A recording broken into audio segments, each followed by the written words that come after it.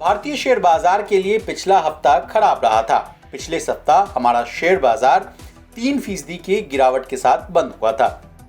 Nifty पिछले सप्ताह जहां 2.71% की गिरावट दिखाया, वहीं 30 शेयरों वाला सेंसेक्स भी 2.51% कमजोर रहा।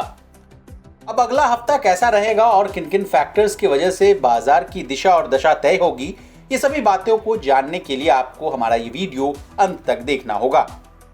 सबसे पहले किन किन ट्रिगर से बाजार की दिशा तय होगी ये जान लीजिए। अगले हफ्ते कई दिग्गज कंपनियों के नतीजे आएंगे। इसके अलावा इजराइल हमास वॉर का भी क्या हश्र होगा और अमेरिकी केंद्रीय बैंक यानी फेडरल रिजर्व की बैठक पर भी सभी की नजरें रहेंगी। अब आपके मन में ये सवाल जरूर आ रहा होगा कि किन किन कंपनियों के नतीजे अगले हफ्ते आने वाले हैं। अगले हफ्ते SBI, L&T, Tata motors, Bharti Airtel, Tata steel, Sun Pharma समेत 700 कंपनियों के नतीजे जारी होने वाले हैं। सबसे खास बात तो यह है कि निफ्टी में करीब 17% का वेटेज रखने वाली कंपनियां भी इस लिस्ट में शामिल हैं।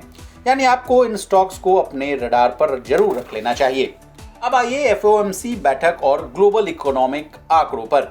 भारत समेत दुनिया भर के बाजारों की नजर इस हफ्ते फेडरल रिजर्व की बैठक और इसके बाद फेड चेयरमैन जेरोम पावेल की स्पीच पर होगी। बाजार का अनुमान है कि इस बार फेड की ओर से दरों में कोई बदलाव नहीं किया जाएगा और ये 5.25 से लेकर 5.50% के दायरे में ही रहेगा। 10 साल का अमेरिकी बॉन्ड यील्ड 16 साल के ऊपरी स्तर के करीब है। पिछले कुछ दिनों के दौरान इसमें नरमी देखने को मिली, जिसके बाद ये 4.84% के स्तर पर था। हालांकि कुछ समय बाद ये 4.93% पर भी नजर आया। डॉलर इंडेक्स भी 106.58 के स्तर पर है। फेड रिजर्व के अलावा बैंक ऑफ जापान और बैंक ऑफ इंग्लैंड की भी मॉनेटरी बैठक इसी हफ्ते होने वाली है, तो बाजार इन देशों से आने वाले आंकड़ों पर अपनी पैनी नजर रखेगा। इजराइल हमास वॉर पर भी चर्चा कर लिया जाए। इजराइल हमास युद्ध ने ग्लोबल ग्रोथ आउटलुक को अब अनसर्टेनिटी में ढकेल दिया है। युद्ध की वजह से कच्चे तेल के दाम में उतार चढ़ाव देखने को मिल रहा है, जबकि गोल्ड की कीमतों में भी तेजी नजर आ रही है। इस युद्ध की वजह से कॉमेक्स पर सोने का भाव $2000 प्रति औंस पर पहुंच चुका है। कल यानी शनिवार को इजराइल के प्रधानमंत्री बेंजामिन नेतन्याहू ने भी कहा था कि युद्ध का अब दूसरा चरण शुरू हो चुका है। चूंकि इस युद्ध की वजह से कच्चे तेल की सप्लाई पर कोई असर नहीं पड़ा है, इसलिए कच्चे तेल का दाम $95 प्रति बैरल के नीचे ही बना हुआ है। यानी ये वार अभी और ग्लोबल सिरदर्दी को जन्म दे सकती है।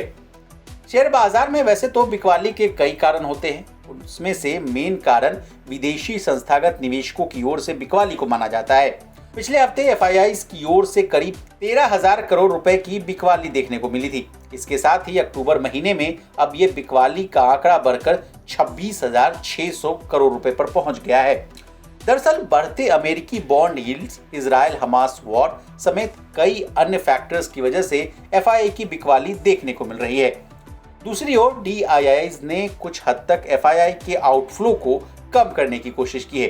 पिछले हफ्ते DIIs की ओर से 11,550 करोड़ रुपए के शेयर खरीदे गए थे, जबकि इस महीने अब तक 23,400 करोड़ रुपए तक की खरीदारी की जा चुकी है।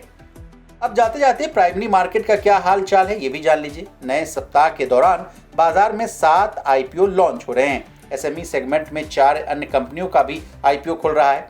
लिस्टिंग की बात करें तो pharma company blue jet health care की लिस्टिंग 1 नवंबर को हो सकती है। अब हमने आपको शेयर बाजार से जुड़ी तमाम बातों से आपको अवगत करा दिया है। अगर आपको बाजार में किसी भी तरह का पोजीशन लेना है तो अपने फाइनेंशियल एडवाइजर की सलाह लेना ना भूलें। ब्यूरो रिपोर्ट, बिस्तर रिपोर्ट।